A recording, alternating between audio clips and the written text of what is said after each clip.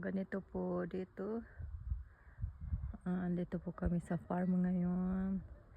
Ganyan.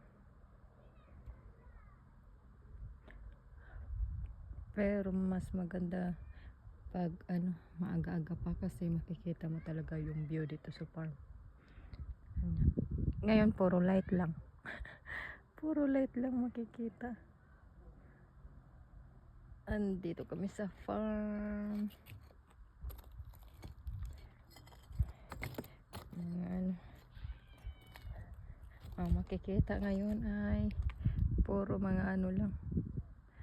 Yan yung building ng amo ko. Yan. Building ng yan yung pag pumupunta kami sa farm, yan yung tambayan nila.